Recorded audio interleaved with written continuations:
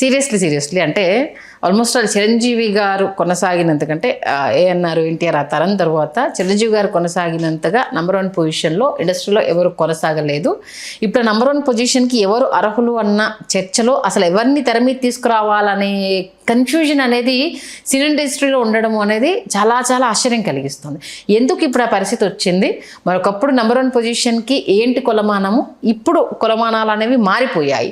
మరి ఇప్పుడు ఏ ప్రాతిపదికన ఆ లెక్కగట్టి నంబర్ 1 పొజిషన్ ఇచ్చే అవకాశం ఉంటుంది? ఎన్టీ రామారావు గారి కెరీర్ 1949లో మొదలైతే 82 వరకు 34 సంవత్సరాల పాటు నిరవధికంగా కొనసాగితే ఒక 3 దశాబ్దాల పాటు ఎన్టీ రామారావు గారు, నాగేశ్వరరావు గారు పోటాపోటీగా నువ్వా నేనా నంబర్ 1 అనేటటువంటి పరిస్థితిలో కొనసాగింది. అత్యధిక పర్యాలు ఎన్టీ రామారావు గారు నంబర్ ఆఫ్ మాస్ సినిమాలు, back to back commercial hits, industry hits ఇవ్వటం వల్ల ఎన్టీ రామారావు గారు సుదీర్ఘకాలం నంబర్ 1గా కొనసాగారు. నాగేశ్వరరావు గారు కొంతకాలం నంబర్ 1గా కొనసాగారు. ఆ తర్వాత కృష్ణ గారు కొంతకాలం ఏకఛత్రాధిపత్యంగా ఏలారు. ఇది చిరంజీవి గారికి ముందు తెలుగు సినిమా పరిశ్రమ యొక్క స్థితి. వీళ్ళందరూ స్టార్లుగా రూపాంతరం చెంది పూర్తి స్థాయిలో వెలుగొందుతున్న సమయంలోనే చిరంజీవి గారు ప్రవేశించి వారు చూస్తుండగానే చిరంజీవి గారు నంబర్ 1గా ఎదగడం అనేది ఒక అద్భుతమైనటువంటి ఒక ప్రక్రియ. అది చిరంజీవి గారి వల్లే సాధ్యమైంది, చిరంజీవి గారికి మాత్రమే సాధ్యమైంది.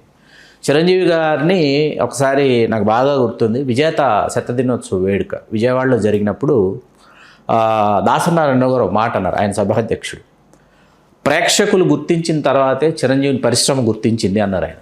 ఓకే, ప్రేక్షకులు చిరంజీవి గారిని ఎప్పుడో గుర్తించేశారు, పరిశ్రమే గుర్తించడానికి పరిశ్రమ కొంత సమయం పట్టింది అని అన్నారు.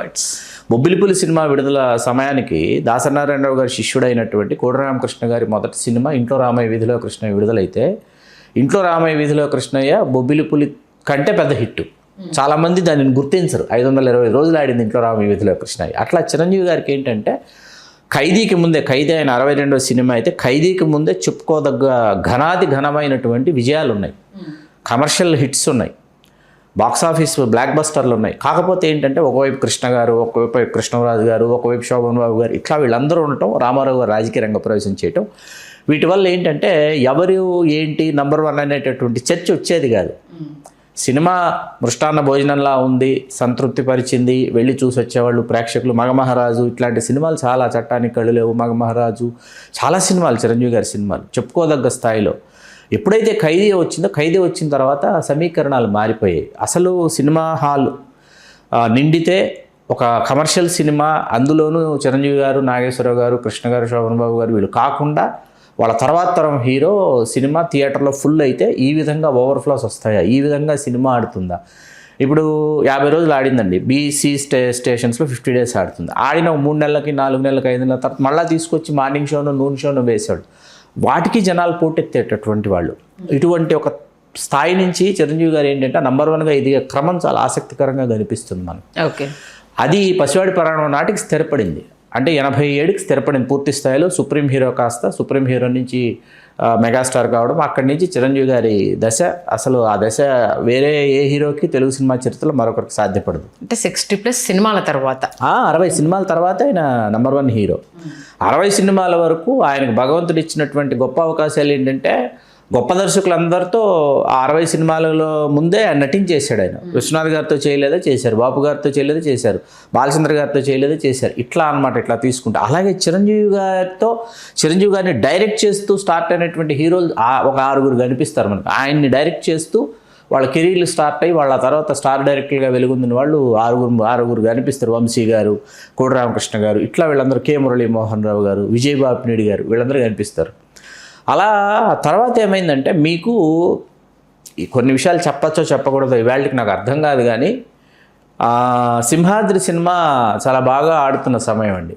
ఆ సమయంలో ఒక సినిమా వారపత్రిక ఎడిటర్ ఏం చేశారంటే చిరంజీవి గారి పనికి అయిపోయింది అనేటటువంటి అర్థం వచ్చేలాగా జూనియర్ ఎన్టీఆర్ వచ్చాడు కాబట్టి ఇక అతను నంబర్ 1 పీఠం అధిరోహించబోతున్నాడని ఒక వార్తా కథనాన్ని వార్చడం జరిగింది. ఓకే, అక్కడ ఏంటంటే మనం ఇప్పుడు ఎన్టీ రామారావు గారు అనుకోండి, ఇట్లా వెనక్కి తిరిగి చూస్తే 300 సినిమాలు కనిపిస్తాయి. చిరంజీవి గారు అనుకోండి, అప్పటికి ఒక 140 సినిమాలు కనిపిస్తాయి. వాటిలో number of industry hits, block buster hits, కమర్షియల్గా మలుపు తిప్పినటువంటి సినిమాలు, వ్యాపారాత్మకంగా తెలుగు సినిమా పరిధిని పెంచినటువంటి సినిమాలు ఇవన్నీ కనిపిస్తాయి.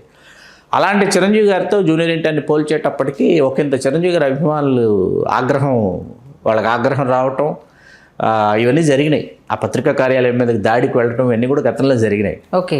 జరిగిన తర్వాత సరే అది అలా సమసిపోయింది. సమసిపోయిన తర్వాత మీకు ఒక్కడు సినిమా సమ్మేళనం బాగా గుర్తుంది. ఈ సంఘటన చెప్తీరా. ఒక సినిమా వారపత్రిక ఏంటంటే 1-2 సినిమా వారపత్రికలు చిరంజీవి గారికి వ్యతిరేకంగానే పనిచేసేవి.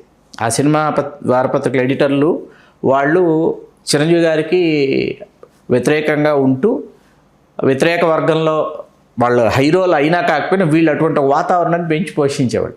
అక్కడ సినిమా విడుదలైతే ఒక సినిమా వారపత్రిక ఎడిటర్ ఏం చేశాడంటే ఒక అద్భుతమైన ఇంటర్వ్యూ మహేష్ బాబు గారిది ప్లాన్ చేసుకొని మహేష్ బాబు గారినే కదా ఇంటర్వ్యూ చేస్తాడు. ఏమండి మీరు ఇండస్ట్రీకి ఒక్కడి తర్వాత మీరే నెంబర్ 1 హీరో అనుకుంటున్నారు, ఇండస్ట్రీ రికార్డులన్నీ మీరు ఒక్కడితో తిరగరాస్తున్నారు అంటే మహేష్ బాబు గారు నవ్వేసి ఇండస్ట్రీకి ఫస్ట్ నెంబర్ 1 లాస్ట్ నెంబర్ 1 రెండు చిరంజీవి గారు అని చెప్పారు. మహేష్ బాబు గారు సూపర్ చెప్పి మేమందరం ఫ్రైడే స్టార్స్ అని చెప్పాడు. ఈ ఫ్రైడే నేను, నెక్స్ట్ ఫ్రైడే రవితేజ, ఆ తర్వాత ఫ్రైడే జూనియర్ ఎన్టీఆర్, అట్లా ఆ ఫ్రైడే ఇంకో ఫ్రైడే పవన్ కళ్యాణ్ గారు, ఇట్లా మేమందరం ఫ్రైడే స్టార్స్, మేమెవ్వరూ నెంబర్ 1లు కాదు, చిరంజీవి గారు లాస్ట్ నెంబర్ 1, ఇండస్ట్రీకి లాస్ట్ నెంబర్ 1 హీరో చిరంజీవి గారు అని చెప్పారు మహేష్ బాబు. చెప్పిన తర్వాత ఠాగూర్ సినిమా మన్మద సాంగ్ చేసి చిరంజీవి గారు ఇంట్లో వచ్చి ఉన్నారు. ఫోటో సెషన్ ఉంది ఫ్యాన్స్, ఇంపార్టెంట్ ఫ్యాన్స్తో. వాళ్ళ కోసం ఆయన సెట్ నుంచి ఇంటికి వచ్చారు ఫోటో సెషన్ కోసం. సెట్లో అయితే డిస్టర్బ్ అవుతుంది, సెట్ దగ్గరకు వస్తే అని చెప్పి ఫ్యాన్స్ అందరూ చిరంజీవి గారిని వచ్చి కలిశారు. కలిసిన తర్వాత సార్ మహేష్ బాబు గారు ఇట్లా పలానా సినిమా వారపత్రిక ఇచ్చిన ఇంటర్వ్యూలో ఇట్లా అన్నారు, ఇండస్ట్రీకి లాస్ట్ నెంబర్ 1 హీరో మీరే అని చెప్పారు. అంటే పని చేయండి అయ్యా, మీరందరూ వెళ్ళి తలో దండ మహేష్ బాబుకి వేసి థ్యాంక్స్ చెప్పేస్తాండి అన్నాడు చిరంజీవి గారు. చిరంజీవి గారు చెప్పారు కదా వెళ్ళాలి. ఎక్కడున్నారు మహేష్ బాబు గారు అంటే అపోలో బ్యాక్ సైడ్ ఉన్న ఇంట్లో ఉంటున్నారు మహేష్ బాబు గారు. అప్పుడు ఆ 3 స్టోర్ ఇప్పటికి ఉంది ఆ హౌస్. అందులో కింద వాళ్ళ అమ్మమ్మ గారు, పైన మహేష్ బాబు గారు అమ్మగారు, పైన మహేష్ బాబు గారు ఉండేవారు. ఇంతమంది అభిమానులు ఒక్కసారిగా ఇంటి దగ్గర, అసలు మహేష్ బాబు గారికి ఇంటిమేషన్లు వస్తున్నారని తెలిసి ఎందుకు వస్తున్నారో తెలియదు. ఓకే. మహేష్ బాబు గారు ఒకంత కంగారు పడిన మాట వాస్తవం. కంగారు పడి ఇంటి దగ్గరకు రండి అని మళ్ళీ వీళ్ళు ఎందుకు వస్తున్నారు ఇప్పుడు, మనం ఏమన్నా నెగిటివ్ సెన్స్లో ఏమన్నా చెప్పామని ఇంకొక హౌస్ ఉంది, ఆ హౌస్కి వెళ్ళిపోయారు. లేదండి చిరంజీవి గారే వెళ్ళి కలవమని చెప్పారు మిమ్మల్ని, అందుకని వస్తున్నారు మిమ్మల్ని అభినందించడానికంటే కొంచెం స్థిమితపడి ఆ ఇంటికి రమ్మని. ఒక 200 మంది ఒకసారి మహేష్ బాబు గారు ఆ ఇంటికి వెళ్ళేటప్పటికి మహేష్ బాబు గారికి 200 మంది ఒక్కొక్క దండండి. ఓహో. 200 దండలు, గులాబీ దండలు ఎక్కడియో నుంచి పురమాయించి మరుసటి రోజు చిరంజీవి గారు చెప్పిన మరుసటి రోజు సాయంత్రం ఈ కార్యక్రమం అనమాట. అర్థం కావట్లే మహేష్ బాబు గారికి. ఆయన అందరితో 200 మందితో మహేష్ బాబు గారు ఫోటో దిగి నాకేం చెప్పాలో తెలియట్లేదు, నా అభిమానులు కూడా ఎవరు ఎప్పుడు ఎంతమంది వచ్చినా గులాబీ దండలు వేయలేదు, మా అభిమానులు వస్తారు 200 మంది. అంటే మీరు ఇప్పుడు దీనికి సంబంధించిన మొన్న భరద్వాజ్ గారు ఒక ఇంట్రెస్టింగ్ కామెంట్ చేశారు.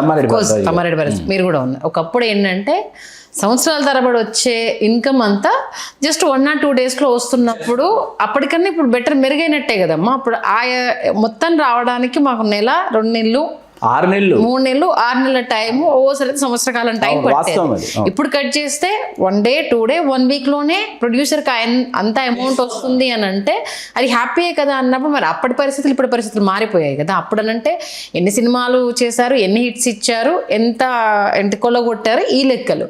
బట్ అప్పటికి ఇప్పటికి కంపేర్ చేసుకుంటే తక్కువ సినిమాలైనా ఎంత బడ్జెట్ని వీళ్ళు మన ఇండస్ట్రీ పేరును ఎంత బజ్ క్రియేట్ చేస్తున్నారు అన్నది కూడా కౌంట్ అవుతుంది కదా. మారాలి కదా. స్థాయిలో ఏకీభవిస్తూ 3 రోజుల నుంచి వారం రోజులు అనుకుందాం. ఇవాళ ఒక సినిమా యొక్క జాతకం తెలిసిపోవడం తేలిపోవడం 3 రోజుల నుంచి వారం రోజులు తెలిసిపోతుంది. ఈ శుక్రవారం నుంచి వచ్చే శుక్రవారం లోపు తెలిసిపోతుంది. తెలిసిపోయే లోపు ఏమవుతుందంటే ఉదాహరణకు అల్లు అర్జున్ గారి సినిమా పుష్ప 2 ఉంది, 1800 కోట్లు చేసింది అనుకుంటే నెక్స్ట్ అల్లు అర్జున్ గారి సినిమా ఎంత చేస్తుంది అనేది పారామీటర్. పాన్ ఇండియా, మీకు ఈ పాన్ ఇండియా అనేది అయిపోయిన తర్వాత ఏమైపోయింది, పాన్ ఇండియాలోకి ఇవాళ మన చరణ్ వచ్చేసాడు, అల్లు అర్జున్ వచ్చాడు, ప్రభాస్ వచ్చాడు, రేపు మహేష్ బాబు గారు రాజమౌళి గారి సినిమాతో మహేష్ బాబు గారు వచ్చేసారు. ఏది ఆ దీనిలోకి ఒకవైపు ఎన్టీఆర్ RRRతో చేసి తర్వాత మొన్న ఈ సినిమా చేశారు, హిందీ సినిమా టైగర్ ష్రాఫ్తో చేసినటువంటి సినిమాతో హిందీ సినిమాతో ఆయన అందులోకి వచ్చారు. తర్వాత ఇప్పుడు మన రణ్వీర్ సింగ్ వీళ్ళతో పోల్చుకుంటే విజయ్, తమిళ్లో విజయ్, ఇట్లా తీసుకుంటే ఏమైపోతుంది, వీళ్ళందరూ పాన్ ఇండియా స్టార్లు అయిపోయారు. ఈ పాన్ ఇండియా స్టార్లు అయిపోయిన తర్వాత ఏమవుతుంది, ఈ స్టార్ సినిమా ఇంత కలెక్ట్ చేస్తే నెక్స్ట్ వచ్చేటటువంటి హీరోస్ సినిమా ఎంత కలెక్ట్ చేస్తున్నది పారామీటర్. ఇక్కడ ఎవరు నెంబర్ 1 ఎవరు నెంబర్ 2 ఎవరు నెంబర్ 3 కాదనమాట. ఆ సమయానికి ఆ సినిమా ఎంత చేసింది, ఎంత పే చేసింది, ఎంత ఫుల్ఫిల్ చేసింది, వాట్ నెక్స్ట్, అంతే తప్ప ఈయన నెంబర్ 1. ఇప్పుడు అమితాబ్ బచ్చన్ గారు తర్వాత ఎవరు, కింగ్ ఖానా, ఆ ఖానా, ఈ ఖానా అంటే ఏ ఖానా ఉన్నారు. కొంతకాలం నేను అనేది లాంగ్ స్టాండింగ్ తీసుకుంటే తర్వాత అమీర్ ఖాన్ గారు వచ్చారు, సల్మాన్ ఖాన్ గారు వచ్చారు, సైఫ్ అలీ ఖాన్ చెప్పుకోదగ్గ హిట్స్ ఉన్నాయి మీకు. నెంబర్ 1 పొజిషన్ వచ్చేసరికి మీరు అన్నట్టు అమితాబ్ గారు లాంగ్ లాస్టింగ్, అంతే. తర్వాత షారుఖ్ ఖాన్ గారు మళ్ళీ ఆ రేంజ్ లో ఆ నెంబర్ 1 పొజిషన్ షారుఖ్ ఖాన్ గారు తీసుకున్నారు. షారుఖ్ ఖాన్ గారు హిట్స్ కొంచెం తగ్గిపోయారు, అమీర్ ఖాన్ గారు వచ్చారు కొంతకాలమే. అమీర్ ఖాన్ గారి తర్వాత మళ్ళీ సల్మాన్ ఖాన్ గారు ఆయనది ఒక సెకండ్ దబాంగ్ 2 బాడీ గార్డ్ అదొకటి కొనసాగింది. ఇప్పుడు ఏంటంటే ఇప్పుడు అమితాబ్ బచ్చన్ గారిని తీసుకున్నారు అనుకోండి, ఇప్పుడు అమితాబ్ వెనక్కి తిరిగి చూసుకుంటే మనకు అమితాబ్ బచ్చన్ గారు ఇవి ఈ స్థాయిలో మనకు కనిపిస్తాయి. 60s నుంచి ఉన్నారు ఆయన. రజనీకాంత్ గారు, చిరంజీవి గారు తీసుకుంటే మనకు సౌత్లో 70s నుంచి వీళ్ళు వస్తారు. వీళ్ళతో పోల్సద్దు పోలిక. ఇప్పుడు చిరంజీవి గారు తీసుకెళ్ళి ఎన్టీ రామారావు గారితో పోలిస్తే ఎట్లాగా ఉంటుంది? ఆయన చేసిన పాత్రలు ఈయన చేయలేదు, ఈయన సాధించిన వసూళ్లు కమర్షియల్గా ఆయన సాధించలేదు. ఇవి తీసుకుంటే రెండు వేరే అనమాట. నా ఇంట్రోలో నేను చాలా క్లియర్గా చెప్పాను, అప్పటి కొలమానాలు వేరు, ఇప్పటి కొలమానాలు వేరు. అప్పటికి ఆ సెకండ్లో అది నడిచింది. ఈ సెకండ్కి వచ్చినప్పుడు మరి నెంబర్ 1 పొజిషన్ అంటే ఏం కౌంట్ చేయాలి? విజయమే అందరికీ అర్థమయ్యే భాష సినిమా పరిశ్రమలో. కాకపోతే ఇక్కడ విజయానికి అర్థాలు మారిపోయినాయి సినిమా పరిశ్రమలో. ఎన్ని వందల కోట్లు, ఎన్ని వేల కోట్లు, గత సినిమా ఎంత చేసింది, రాబోయే సినిమా ఎంత చేసింది అనేటటువంటి నియమావళి ఇక్కడ వర్తిస్తుంది. ఇది ఎన్ని దేశాల్లో విడుదలైంది, మళ్ళీ తిరిగి ఎంత రాబట్టింది అనేటటువంటిదే కొలమానం. ఒక సినిమా అంతే, ఒక సినిమా లేదు, నెంబర్ 1 పొజిషన్ అనేది లేదు. అది ఎక్కడ ఏ భాషలో కూడా లేదు నెంబర్ 1 పొజిషన్ అనేది. అది పరిస్థితి. ఇప్పుడు సాధ్యం కాదు కూడా, సాధ్యం కానే కాదు. మీకు బ్యాక్ టు బ్యాక్ చేస్తూ తను అధిగమించుకుని వెళ్ళాలి. ఇప్పుడు విజయము రావడం చాలా కష్టం అండి. వచ్చినటువంటి ఆ విజయాన్ని నిలబెట్టుకోవడం ఇంకా కష్టం. నిలబెట్టుకున్న ఆ విజయాన్ని కొనసాగించగలగడం మరీ కష్టం. ఈ 3 చేసిన వాళ్ళు అతి తక్కువ మంది ఇండియన్ ఫిల్మ్ హిస్టరీలో. అట్లా ఈ 3 సాధించినటువంటి అతి తక్కువ మందిలో చిరంజీవి గారు ఎప్పటికీ నిలిచిపోతారు. మీకు అర్థమైంది కదా. అంటే మధ్య బాలకృష్ణ గారు కూడా అలా అని చూసుకుంటే హైయెస్ట్ మూవీస్, కంటిన్యూస్ సినిమాస్. ఇప్పుడు సెకండ్ ఇన్నింగ్స్లో బాలకృష్ణ గారి సక్సెస్ రేట్ ఎక్కువ. అలా అనుకున్నప్పుడు ఆయనకు నెంబర్ 1 పొజిషన్ అనేది 3 సినిమాలే కదండి. 3 సినిమాలే. బోయపాటి శ్రీను గారు చేసిన 3 సినిమాలు మినహాయిస్తే బాలకృష్ణ గారు సింహ, లెజెండ్, అఖండ, అంతే 3 సినిమాలు. ఇంకో అఖండ 2 సరే, దానికి భగవంత్ కేసరి పే చేసింది. వీరసింహారెడ్డి. ఇప్పుడు చిరంజీవి గారి సినిమాలు విడుదలైన సమయంలోనే బాలకృష్ణ గారి సినిమాలు, ఇప్పుడు ఖైదీ నెంబర్ 150 రోజు గౌతమిపుత్ర శాతకర్ణి అన్నాడు, ఈయన 150 అంటే ఆయన 100 అన్నాడు, ఈయన వాల్తేరు వీరయ్య అంటే ఆయన వీరసింహారెడ్డి. అదే సమయంలో రాకపోతే మాత్రం అదే గౌతమిపుత్ర శాతకర్ణి, అదే వీరసింహారెడ్డి ఏ స్థాయిలో డిజాస్టర్లు అయ్యావో సినిమా పండితులకు తెలుసు. అలా ఎలా అంటారు? ఖచ్చితంగా అద్భుతమైన మూవీ అది. చాలా చరిత్రను చాలా వక్రీకరించి ఇవాళకి విమర్శకుల చేత కృష్ణ జాగర్లమూడి ఇవాళకి తిట్లు తింటున్నటువంటి సినిమా ఏదైనా ఉందంటే అది గౌతమిపుత్ర శాతకర్ణి. ఎన్ని తప్పులు ఉండాలో అన్ని తప్పులు ఉన్నటువంటి సినిమా. దాని గురించి చర్చ అనవసరం ఇక్కడ. ఓకే. కాబట్టి ఆ సమయంలో ఆ సినిమాలు రాకపోతే అవి చాలా ఘోరంగా పోయేవన్న విషయం వాళ్లకు తెలుసు, వాళ్ళ అభిమానులకు కూడా తెలుసు. కాబట్టి దాని గురించి చర్చ అనవసరం. ఆయన జీవితంలో చెప్పుకోదగ్గ పాత్ర నేను గౌతమిపుత్ర శాతకర్ణి వేశాను, నా పాత్ర నా హరి ఇలా ఉంది చెప్పుకోవడానికి సరిపోయిందేమో, సరితూగిందేమో. కానీ బోయపాటి శ్రీను గారు 3 సినిమాలు తీసేస్తే ఒకసారి మీరు బాలకృష్ణ గారి కెరీర్ని ఊహించడానికే మనకు చాలా అన్స్టాపబుల్ షో లేదనుకోండి. అన్స్టాపబుల్ షో వల్ల బాలకృష్ణ గారు ఇంటింటికి చాలా చేరువయ్యారు. అది కాదనలేనటువంటి వాస్తవం. ఇప్పుడు మన చర్చ అది కాదు. కాబట్టి నంబర్ 1 అనేది భవిష్యత్తులో, సమీప భవిష్యత్తులో నంబర్ 1 అనేది ఇది కేరళకు మాత్రం మినహాయింపండి. వాళ్ళతో కంపేర్ చేయాలి. కేరళలో ఈరోజు ఈ 3 నెలలు మమ్ముట్టి గారి నెంబర్ 1, ఆ తర్వాత 3 నెలలు మోహన్ లాల్ గారి నెంబర్ 1. వాళ్ళిద్దరు ఇవాళకి పోటాపోటీగా వాళ్ళ కోసం పాత్రలు పుడుతూనే ఉన్నాయి, వాళ్ళు పోషిస్తూనే ఉన్నారు, చేస్తూనే ఉన్నారు, కొనసాగుతూనే ఉన్నారు. కేరళకు మాత్రం మినహాయింపు. మమ్ముట్టి గారికి, మోహన్ లాల్ గారికి మినహాయింపు ఈ చర్చ. కన్నడ ఇండస్ట్రీలో అక్కడ కూడా రోజుకో స్టార్ అండి. అక్కడ ఈ రోజు రేపు ఎల్లుండి అక్కడ వచ్చేసారు. ఇప్పుడు తమిళ ఇండస్ట్రీ అంటే విజయ్ తప్పకుండా మరి ఉన్నారు. అజిత్ గారు, మనకు విక్రమ్ ఉన్నారు, సూర్య ఉన్నారు, బోల్డ్ ఎంతమంది, కార్తీ ఉన్నారు, చాలా మంది ఉన్నారు అక్కడ మనకు తమిళకి వచ్చేటప్పటికి. అక్కడ మీకు ఎవరు ఊహించని విధంగా విజయ్ తర్వాత మీకు బయట దేశాలలో, బయట భాషలలో ధనుష్కి, విజయ్ సేతుపతికి, శివకార్తికేయనికి తెలియకుండా అభిమానులు ఏర్పడ్డారు, పెరిగారు. వాళ్ళ ముగ్గురికి అభిమానులు పెరిగిన మాట వాస్తవం. వాళ్ళ ముగ్గురికి